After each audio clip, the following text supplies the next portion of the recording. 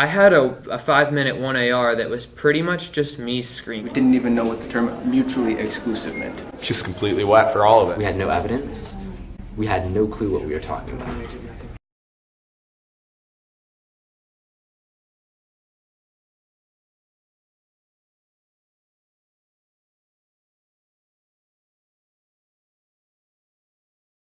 Stoa has impacted my life by enabling me to actually communicate with people. I have really bad generalized social anxiety, so before I started in Stoa, I was not able to talk to people. Not only have I grown as a speaker, but at the people, and so it's funny that actually, despite all the amazing speaking I've learned and all those things, the thing that's impacted my life most here are the people I've met. Just learning a couple important life lessons such as never put off research until the very last minute.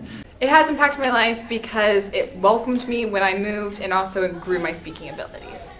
Stoa has been one of the single most formative experiences that I've had in high school. It's impacted my life through teaching me how important it is to seek for truth and be able to communicate it, as well as how important it is to process failure correctly. I'd say the most important lesson I've learned from Stoa, from speech and debate in general, is when you're faced with failure, the crossroads you come to ignore it or to accept it, feel your pain, and drive you forward with it. If I could trade everything I did in high school for speech and debate, I'd do it in an instant. You are good to go? I could go and learn to speak in a public school league or in a bunch of different speech and debate forums. Stoa provides an atmosphere where I'm in an environment with generally like-minded people. We all believe in God. We all believe in His Son, Jesus, saving us on the cross. And I think that unifying factor leads to sustainable friendships. So while we are competing against each other at every single tournament, we're also uniquely competing with each other. I think that identifies Stoa as unique in comparison to other leagues. Stoa has changed my life, I think is the way I would phrase it. And it's done so in a couple of ways. When I was a freshman and I was first starting out doing Stoa, I didn't care a ton about politics, and that's when I started Extemp. I started Extemp when I was a sophomore a couple of years ago, and that's been the main thing I think that Stoa has done for me, is it's shown me that I have a responsibility as a citizen to my country to care about current events. Because if I don't, then I'm neglecting one of the biggest rights that I have, which is my ability to vote and my ability to influence culture. I've learned how to look at both sides of an issue and learn about where they come from and be able to understand and empathize with it. Definitely how to tie a tie. Thank you very much, Stoa. This tie knot wouldn't be the same without you. Stoa has equipped me to be able to think critically, speak on my feet. Hey Siri, how has Stoa impacted my life? It showed me that really all of life is, as Timothy Keller says, about building relationships. And Stoa has equipped me to do that in so many different ways, through debate events, intellectually, through limited prep events, which teach me to actually think on my feet, through interpret events, which teach you how to reach someone emotionally. It's all about learning how to build bridges and reach people. Well, that one's really easy. The biggest impact Stoa's had on my life would have to be apologetics. Apologetics has absolutely forced me to define what and why I believe. And while all the other events are very worthwhile, and I definitely encourage people to try out as many of them as they can, apologetics remains the bedrock of who Stoa and what Stoa is. Stoa has allowed me to establish my own beliefs and understand not just what I believe, but why I believe it. It's benefited me academically because it teaches the skills that are most integral to succeeding on basically everything that is currently used to measure academic achievement, like standardized testing. It's benefited me with regards to my personal life because now I've got a greater work ethic. I can research and sit down and actually work for an extended period without getting distracted too easily. Well, it's given me a whole lot of skills that I didn't have before. Before Stoa, I was basically a hermit who did not know how to speak words. That's changed significantly with Stoa, since the ability to speak in front of an audience has significantly amped up my ability to be able to speak personally as well. Stoa has impacted my life drastically. I remember the first time I ever did a speech, I was so scared and I was so nervous and I was so insecure, but As I've done this for 6 years, it's built so much confidence in me and so much security in who I am and what I stand for with my beliefs. So the plan is that I want to study communications and go into journalism, and so I will be attending Patrick Henry College in Purcellville, Virginia. I'm going to journalism at ASU to go into public relations. I'm going to attend the University of Texas, Dallas, and major in global business and international political economy. Not sure where God will take me from there, but as far as speech debate goes, I plan on continuing to coach. I already do some coaching and stuff, and investing in this community that's blessed me so much. I am planning to pursue a bachelor's degree in communication, and eventually I aspire to be a director of forensics at the collegiate level. So basically I want to coach speech and debate because I think it's that important and it means that much to me. I'm planning to attend Point Loma Nazarene University, and from there get a nice job, go to law school, maybe become a lawyer. That'd be nice. So I'm headed to Hillsdale College in the fall, and I'm planning on studying political economy at Hillsdale. It's a small Christian private college, and I'm going to get my degree in political economy, and then I'm going to move on and hopefully do a master's degree in law. And I'm not sure what I want to do with that yet. But it could be something like managing a political campaign. It could even be something like running for office later in the future. That's something I've thought about as well. Or I might actually pursue a career in law. That's an option too. I'm definitely going to college for a couple of years. I'm probably going to go to law school, and then I'll be looking more into criminal justice. I'm probably going to go into politics, and Stoa's equip me with the skills that I need to change our world if I do enter the political system. So that's the plan, at least at this point. So I want to be a naturopathic doctor, which is a doctor that uses food and natural methods to kind of prevent illnesses rather than cure them. But we can also cure illnesses. I'll move to Waco to attend Baylor University and study business and potentially a minor in law. 4 years ago, my partner and I were debating the Kendrick twins. And we decided that we were going to run a counter plan and pass a bill without ever having read the bill. And then we decided that was a good idea despite the fact that we didn't even know what the term mutually exclusive meant. One of my most embarrassing debate memories was my first LD tournament. I walk into the round after checking postings and set up all my stuff, and ignoring strange looks from different people, I start to give my speech, and then was informed that I was white too. So that was fun. Well, so at the NB 500 a few years ago, I had a cold reading that was all supposed to be in a man's voice, but I didn't read through the whole piece before I started presenting it.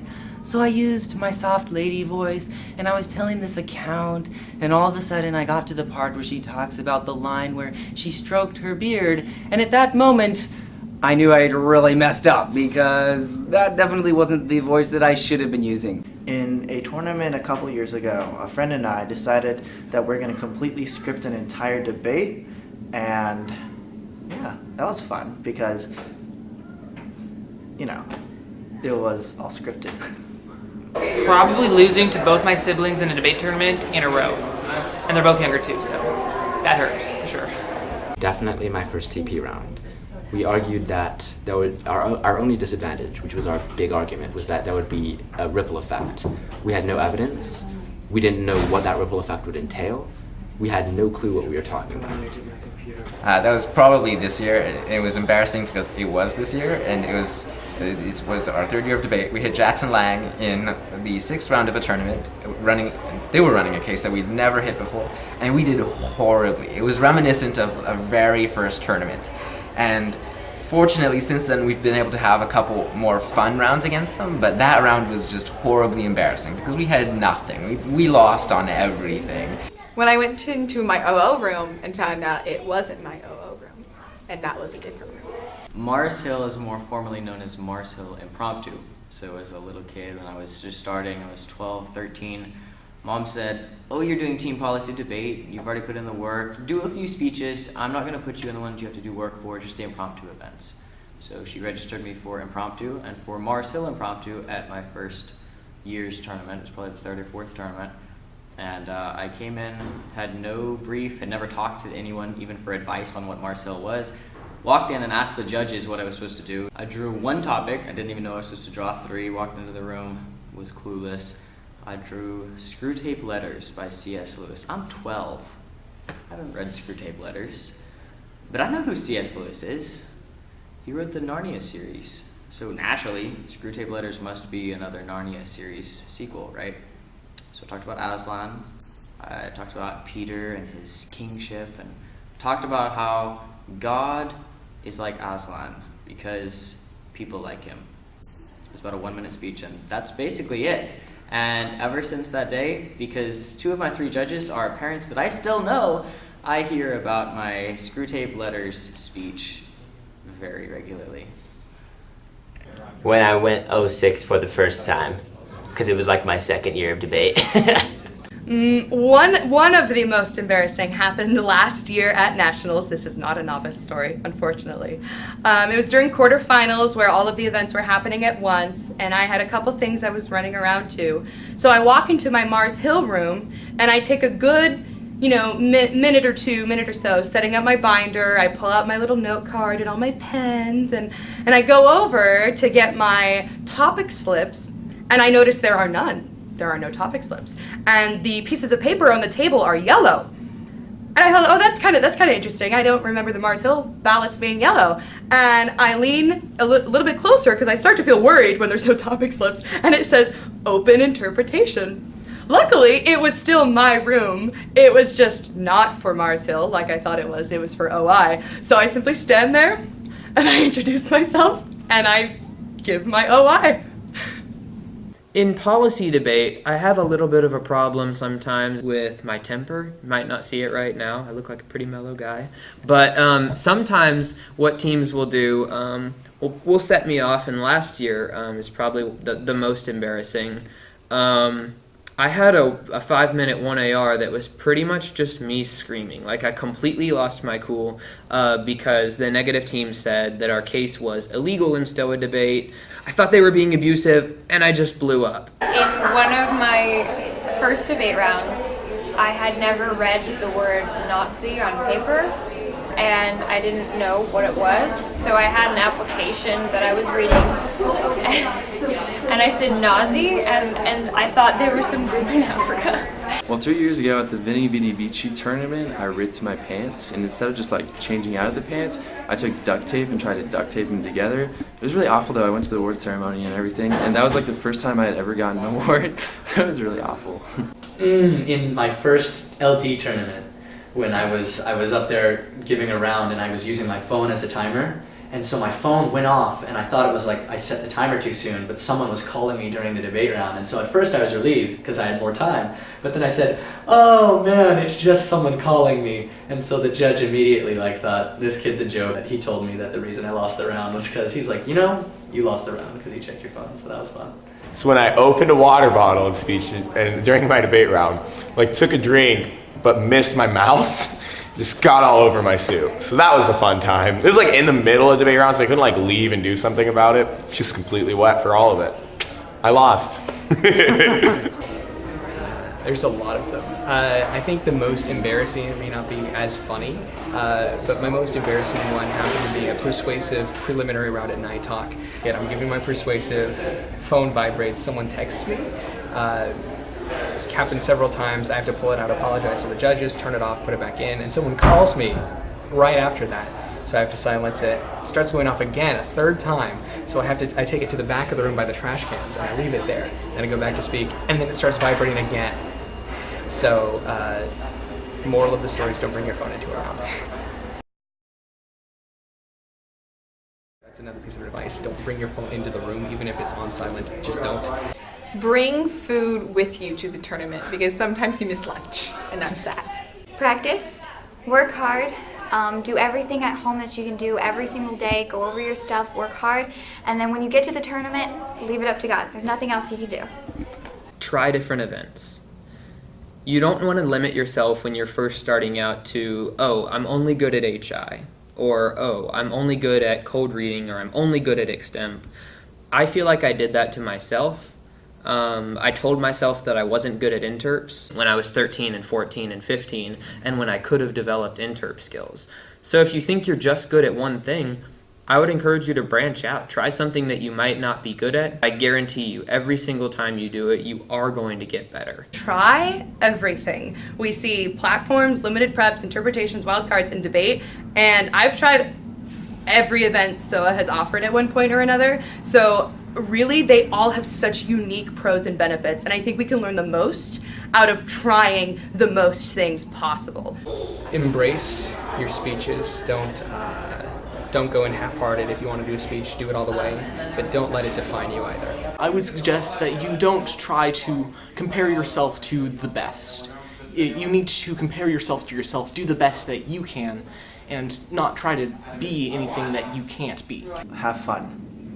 Birds of a feather flock together. So whatever your goal is, whatever you're aspiring toward, find someone who is that and hang out with the competitors who are who you want to be in a few years. Learn from them, watch them, be as good as you can, compete as hard and as often as you can, but definitely hang out with the kind of people that you want to be in a few years. Find a piece that you're passionate about and then pick an event, because you should be coming to a tournament with a message that you want to share with other people and that God has put on your mind. The difference between an experienced competitor and a younger competitor is so much smaller than it seems. To get to where you see all the people at the top, or maybe a younger and experienced competitor might be looking at all the people on the stage if you're not on stage, you are so capable of doing everything that all of the best people here are doing. I was where you were once upon a time. Actually, not that long ago. Started 4 or 5 years ago. First of all, keep trying. Absolutely, the fact that there are people that are better than you does not mean that you cannot get better. There will always be people better than you, but the more you hit them, the more you will improve. Definitely appreciate when you hit hard teams at tournaments, because the harder team that you debate, the better debater you will become. The same token, in speech rounds, don't be intimidated by that person that you see in your speech pattern. They're just going to help benefit the value of your competition. Ask them for advice. Go watch their speech. You may be new. You may think you are going to be really good and then find out that you're not. You may know you're not going to be any good, but you can absolutely always improve. Learn from people older than you. Watch rounds of people better than you. See speeches, watch YouTube videos, read, get good coaching, and don't give up. Hang in there. I mean, it can be very hard at first. Just stick to it. Do not quit. The most important thing. It gets hard. You'll have horrible years sometimes. I've been there before. Just do not quit. Keep going, stick with it. Find the good things in Stoa, right? Meeting your friends, being around your friends, having fun in your events. Even if you go 06, it's all right. You always have the next tournament. I've been there. I've done 06. I've done 6-0. Sticking with it and persevering is the best. Don't lose hope. It's really easy to give up and to see all these complicated scenarios coming forward, these weird words you'd never heard before, all these like nerdy teenagers in suits just be like, throw your hands up in the air and say, I'm never gonna master this. Don't. That's what's most important. It becomes really easy to want to, but if you keep learning, you'll be able to progress as a person, debater, and in life.